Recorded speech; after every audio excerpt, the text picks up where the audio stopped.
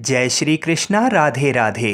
आज मैं आपको सुना रहा हूँ बृहस्पतिवार व्रत में सुनी जाने वाली विष्णु भगवान की बड़ी ही दुर्लभ और नई कथा। जो भी इस व्रत कथा को सुनता है उन्हें भगवान विष्णु और माँ लक्ष्मी की विशेष कृपा प्राप्त होती है और भादो मास होने के कारण भगवान शिव और माता पार्वती भी प्रसन्न होते हैं। इस व्रत को करने से और कथा को सुनने मात्र से व्यक्ति के सारे संकट कट जाते हैं और सुखों की प्राप्ति होती है और साथ ही साथ भाग्य के द्वार भी खुल जाते हैं तथा घर में सुख समृद्धि का वास होता है।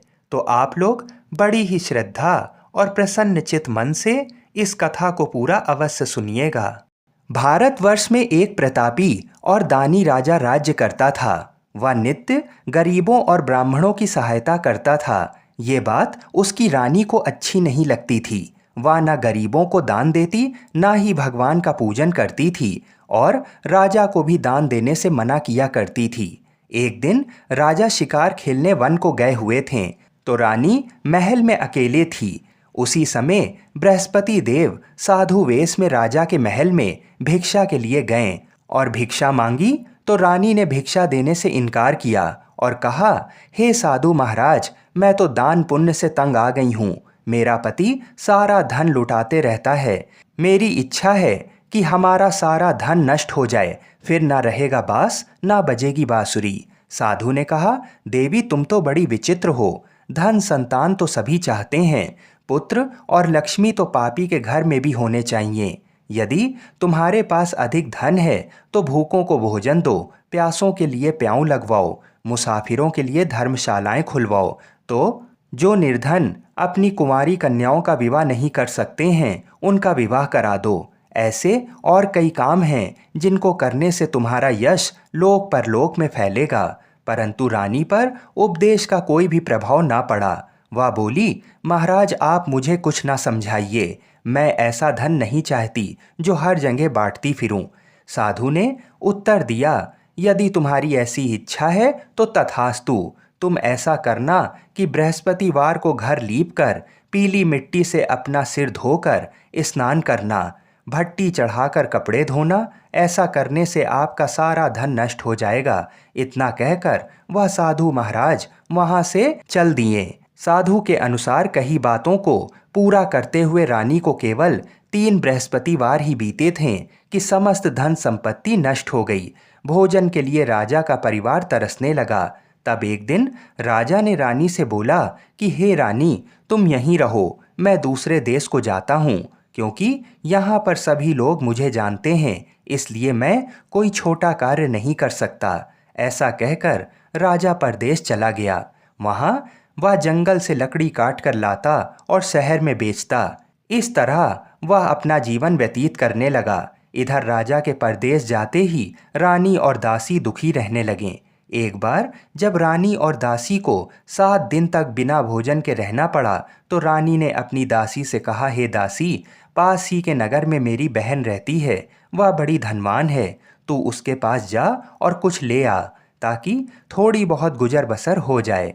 दासी रानी के बहन के पास गई। उस दिन गुरुवार था और रानी की बहन उस समय बृहस्पतिवार व्रत की कथा सुन रही थी। दासी ने रानी की बहन को अपनी रानी का संदेश दिया, लेकिन रानी की बड़ी बहन ने कोई उत्तर नहीं दिया।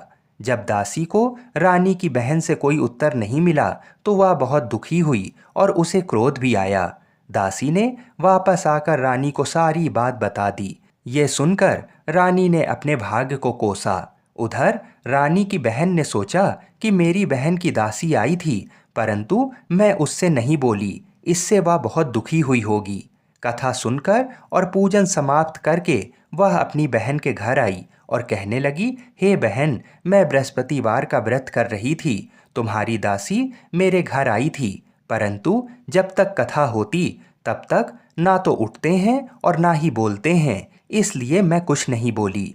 कहो दासी क्यों आई थी? रानी बोली, बहन तुमसे क्या छुपाऊं, हमारे घर में खाने तक को अनाज नहीं था। ऐसा कहते कहते रानी की आंखें भर आईं। उसने दासी समेत पिछले 7 दिनों से भूखे रहने तक की बात अपनी बहन को विस्तार पूर्वक सुना दी। रानी की बहन बोली, देखो बहन, भगवान बृहस्पति देव सबकी मनोकामनाओं को पूर्ण करते हैं। देखो, शायद तुम्हारे घर में अनाज रखा हो।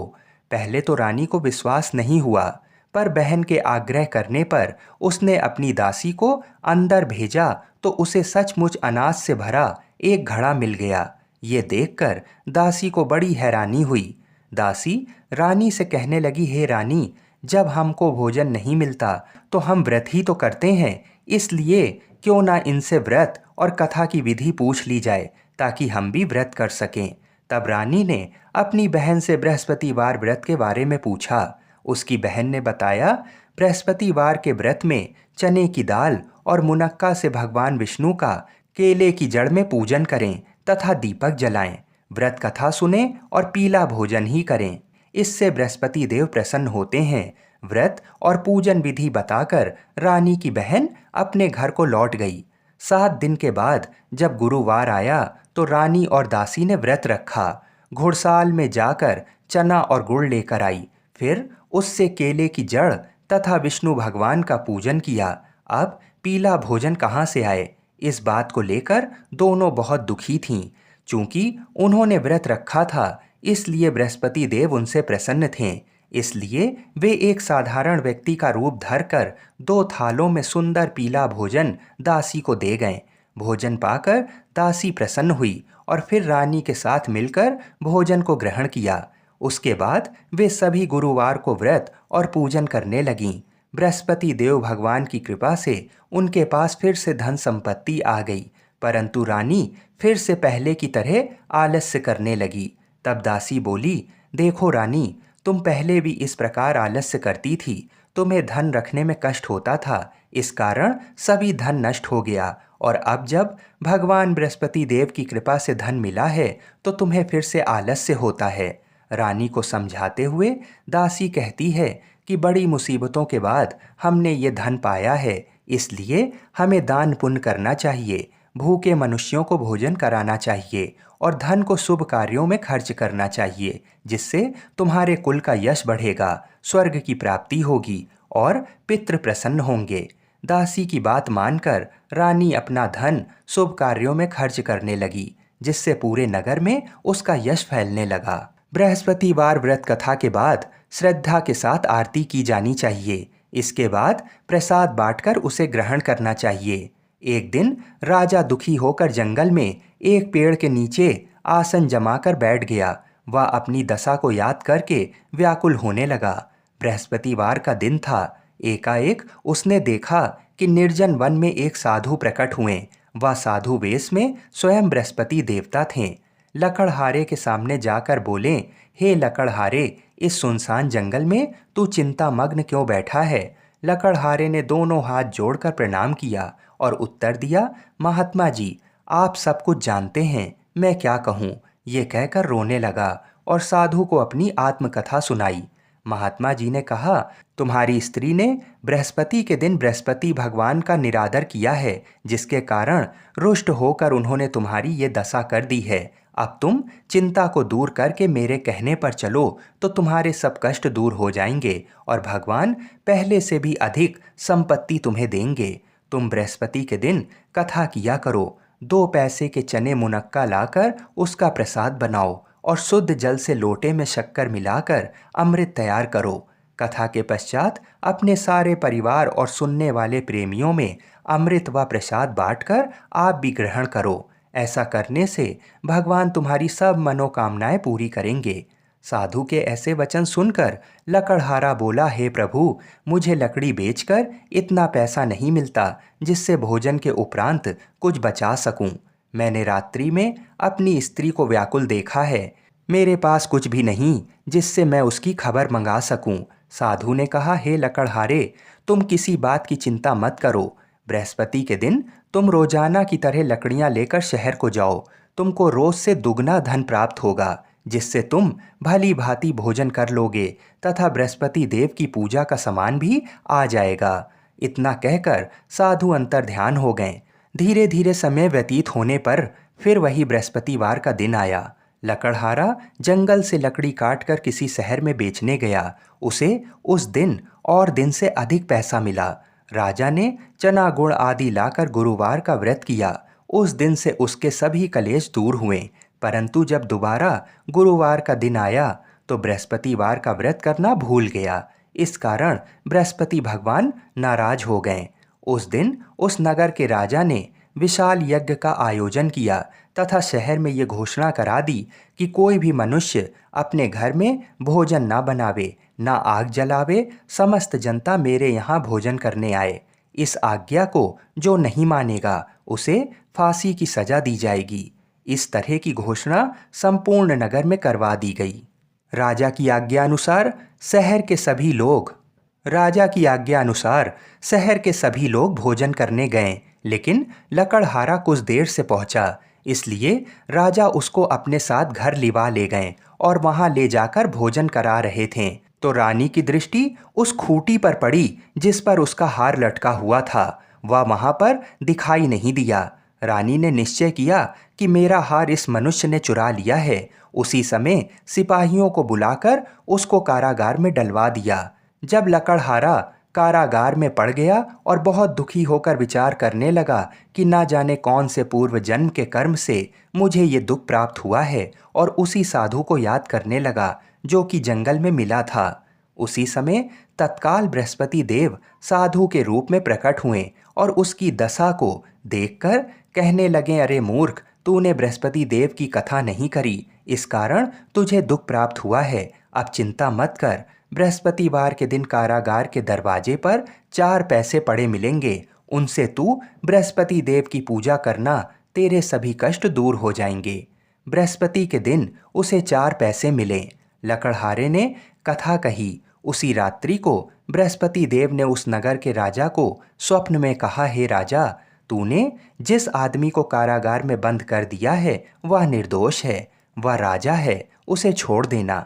रानी का हार उस खूंटी पर लटका है। अगर तू ऐसा नहीं करेगा तो मैं तेरे राज्य को नष्ट कर दूंगा। इस तरह रात्रि के स्वप्न को देखकर राजा प्रातःकाल उठा और खूंटी पर हार देखकर लकड़हारे को बुलाकर क्षमा मांगी तथा लकड़हारे को योग्य सुंदर वस्त्र आभूषण देकर विदा कर दिया। बृहस्पति देव की आज्ञा अनुसार लकड़हारा अपने नगर को चल दिया। राजा जब अपने नगर के निकट पहुंचा तो उसे बड़ा आश्चर्य हुआ। नगर में पहले से अधिक बाग, तालाब, कुएं तथा बहुत सी धर्मशाला, मंदिर आदि बन गए थे। राजा ने पूछा कि ये किसका बाग है और धर्मशाला किसकी है। तब नगर के सब लोग कहने लगे, ये सब रानी और बांदी के हैं। तो राजा को आश्चर्य हुआ और गुस्सा भी आया। जब रानी ने ये खबर सुनी कि राजा आ रहे हैं तो उन्होंने दासी से कहा, हे दासी, देख राजा हमको कितनी बुरी हालत में छोड़ गए थे। हमारी ऐसी हालत देखकर वह लौट ना जाएं, इसलिए तू दरवाजे पर खड़ी हो जा। आज्ञा अनुसार दासी दरवाजे पर खड़ी हो गई। राजा आए तो उन्हें अपने साथ ले गई। तब राजा ने क्रोध करके अपनी रानी से पूछा कि ये धन तुम्हें कैसे प्राप्त हुआ। तब उन्होंने कहा कि हमें ये सब धन बृहस्पति देव के इस व्रत के प्रभाव से प्राप्त हुआ है। राजा ने निश्चय किया कि 7 रोज बाद तो सभी बृहस्पति देव का पूजन करते हैं, परंतु मैं प्रतिदिन दिन में 3 बार कहानी तथा रोज व्रत किया करूँगा। अब हर समय राजा के दुपट्टे में चने की दाल बंधी रहती तथा दिन में 3 बार कहानी कहता। एक रोज राजा ने विचार किया कि चलो अपनी बहन के यहाँ हो आएं। इस तरह निश्चय कर राजा घोड़े पर सवार हो अपनी बहन के यहाँ को चला गया। मार्ग में उसने देखा कि कुछ आदमी एक मुर्दे को लेकर जा रहे हैं। उन्हें रोककर राजा कहने लगे, अरे भाइयों, मेरी बृहस्पति देव की कथा सुन लो। वे बोले, लो, हमारा तो आदमी मर गया है, इसको अपनी कथा की पड़ी है। परंतु कुछ आदमी बोले, अच्छा कहो, हम तुम्हारी कथा भी सुनेंगे। राजा ने दाल निकाली और जब कथा आधी हुई थी कि मुर्दा हिलने लगा, और जब कथा समाप्त हो गई तो राम राम करके मनुष्य उठकर खड़ा हो गया। आगे मार्ग में उसे एक किसान खेत में हल चलाता मिला। राजा ने उसे देख और उससे बोला, अरे भैया, तुम मेरी बृहस्पतिवार की कथा सुन लो। किसान बोला, जब तक मैं तेरी कथा सुनूंगा तब तक 4 हरैया खेत जोत लूंगा। जा अपनी कथा किसी और को सुनाना। इस तरह राजा आगे चलने लगा। राजा के हटते ही बैल पछाड़ खाकर गिर गए तथा किसान के पेट में बड़ी जोर का दर्द होने लगा। उस समय उसकी माँ रोटी लेकर आई। उसने जब ये देखा तो अपने पुत्र से सब हाल पूछा और बेटे ने सभी हाल कह दिया। तो बुढ़िया दौड़ी दौड़ी उस घुड़सवार के पास गई और उससे बोली कि मैं तेरी कथा सुनूंगी, तू अपनी कथा मेरे खेत पर चलकर ही कहना। राजा ने बुढ़िया के खेत में जाकर कथा कही, जिसके सुनते ही वह बैल उठ खड़े हुए तथा किसान के पेट का दर्द भी बंद हो गया। राजा अपनी बहन के घर पहुंच गया। बहन ने भाई की खूब मेहमानी की। दूसरे रोज प्रातःकाल राजा जागा तो वह देखने लगा कि सब लोग भोजन कर रहे हैं। राजा ने अपनी बहन से कहा, ऐसा कोई मनुष्य है जिसने भोजन नहीं किया हो? मेरी बृहस्पतिवार की कथा सुन ले। बहन बोली, हे भैया, ये देश ऐसा ही है कि पहले यहाँ लोग भोजन करते हैं, बाद में अन्य काम करते हैं। अगर कोई पड़ोस में हो तो देख आओ। वह ऐसा कहकर देखने चली गई, परंतु उसे कोई ऐसा व्यक्ति नहीं मिला जिसने भोजन ना किया हो। अतः वह एक कुम्हार के घर गई जिसका लड़का बीमार था। उसे मालूम हुआ कि उनके यहाँ 3 रोज से किसी ने भोजन नहीं किया है। रानी ने अपने भाई की कथा सुनने के लिए कुम्हार से कहा और वह तैयार हो गया। राजा ने जाकर बृहस्पतिवार की कथा कही, जिसको सुनकर उसका लड़का ठीक हो गया। अब तो राजा की प्रशंसा होने लगी। एक रोज राजा ने अपनी बहन से कहा कि हे बहन, हम अपने घर को जाएंगे, तुम भी तैयार हो जाओ। राजा की बहन ने अपनी सास से कहा। सास ने कहा, हाँ चली जाओ, परंतु अपने लड़के को मत ले जाना, क्योंकि तेरे भाई की कोई औलाद नहीं है। बहन ने अपने भैया से कहा, हे भैया, मैं तो चलूंगी, पर कोई बालक नहीं आएगा। राजा बोला, जब कोई बालक नहीं चलेगा तब तुम ही क्या करोगी? बड़े दुखी मन से राजा अपने नगर को लौट आया। राजा ने अपनी रानी से कहा, हम निर्वंशी हैं, हमारा मुंह देखने का धर्म नहीं है और कुछ भोजन आदि नहीं किया। रानी बोली, हे प्रभु, बृहस्पति देव ने हमें सब कुछ दिया है, वह हमें औलाद अवश्य देंगे। उसी रात को बृहस्पति देव ने राजा से स्वप्न में कहा, हे राजा उठ, सभी सोच त्याग दे, तेरी रानी गर्भ से है। राजा को ये बात सुनकर बड़ी खुशी हुई। 9वें महीने में रानी के गर्भ से एक सुंदर पुत्र पैदा हुआ। तब राजा बोला, हे रानी, स्त्री बिना भोजन के रह सकती है, पर बिना कहे नहीं रह सकती। जब मेरी बहन आवे तो तुम उससे कुछ कहना मत। रानी ने सुनकर हाँ कर दिया। जब राजा की बहन ने ये शुभ समाचार सुना तो वह बहुत खुश हुई तथा बधाई लेकर अपने भाई के यहाँ आई। तभी रानी ने कहा, घोड़ा चढ़कर तो नहीं आई, गधा चढ़ी आई। राजा की बहन बोली, भाभी, मैं इस प्रकार ना कहती तो तुम्हें औलाद कैसे मिलती? बृहस्पति देव ऐसे ही हैं, जैसे जिसके मन में कामनाएं हैं सभी को पूर्ण करते हैं। जो सद्भावना पूर्वक बृहस्पतिवार का व्रत करता है एवं कथा पढ़ता है अथवा सुनता है, दूसरों को सुनाता है, बृहस्पति देव उसकी सभी मनोकामना पूर्ण करते हैं।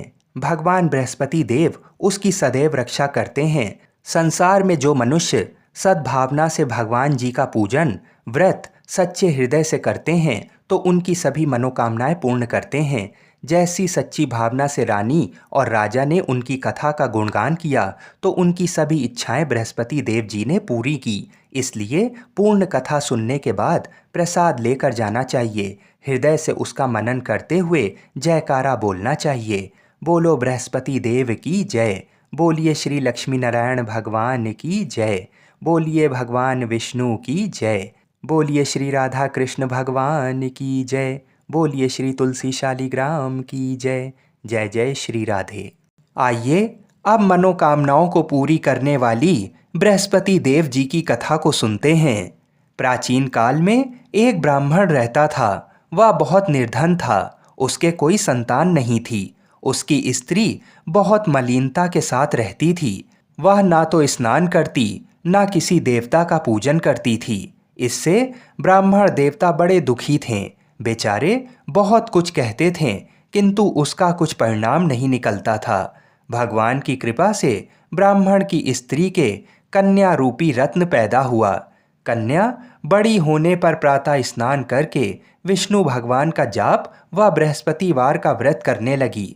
अपने पूजन पाठ को समाप्त करके विद्यालय जाती तो अपनी मुट्ठी में जौ भर कर ले जाती और पाठशाला के मार्ग में डालती जाती। जब वह पाठशाला से लौटती तो ये जौ स्वर्ण के हो जाते थे और वह लौटते समय उनको बीनकर घर ले जाती थी। एक दिन वह बालिका सूप में उस सोने के जौ को फटक कर साफ कर रही थी कि उसके पिता ने ये करते हुए देख लिया और कहा, बेटी, सोने के जौ के लिए सोने का सूप होना चाहिए। दूसरे दिन बृहस्पतिवार था। इस कन्या ने बृहस्पतिवार का व्रत रखा और बृहस्पति देव से प्रार्थना करके कहा, मैंने आपकी पूजा सच्चे मन से की हो तो मेरे लिए सोने का सूप दे दो। बृहस्पति देव ने उसकी प्रार्थना स्वीकार कर ली। रोजाना की तरह वह कन्या जौ फैलाती हुई जाने लगी। जब लौटकर जौ बीन रही थी तो बृहस्पति देव की कृपा से सोने का सूप मिला। उसे वह घर ले आई और उसमें जौ साफ करने लगी, परंतु उसकी माँ का वही ढंग रहा। एक दिन की बात है, वह कन्या सोने के सूप में जौ साफ कर रही थी। उस समय उस शहर का राजपुत्र वहां से होकर निकला। इस कन्या के रूप और कार्य को देखकर मोहित हो गया तथा अपने घर आकर भोजन तथा जल त्याग कर उदास होकर लेट गया।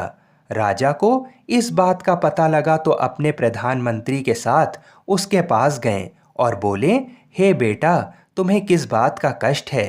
किसी ने अपमान किया है अथवा और कारण हो सो कहो, मैं वही कार्य करूँगा जिससे तुम्हें प्रसन्नता हो। अपने पिता की राजकुमार ने बातें सुनी तो वह बोला, मुझे आपकी कृपा से किसी बात का दुख और कष्ट नहीं है।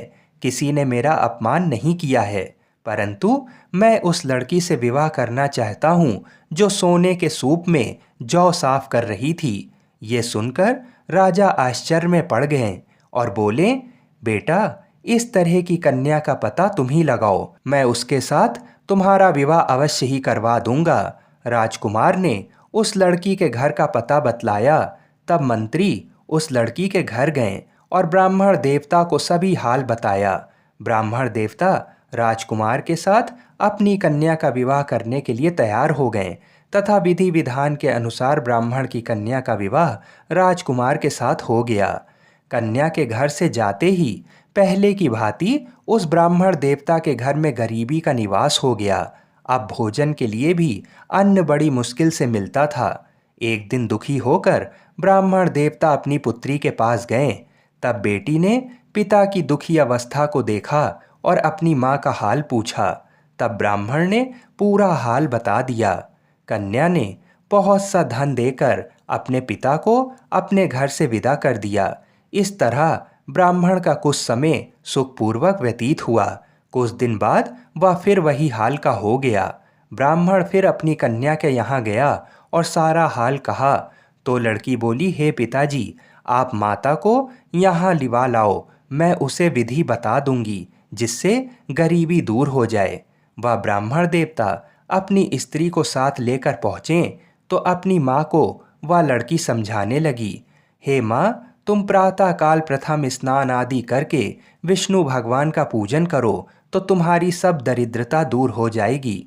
परंतु उसकी माँ ने एक भी बात नहीं मानी और प्रातःकाल उठकर अपनी पुत्री के बच्चों की जूठन को खा लिया। इससे उसकी पुत्री को भी बहुत क्रोध आया और एक रात को कोठरी से सभी सामान निकाल दिया और अपनी माँ को उसमें बंद कर दिया।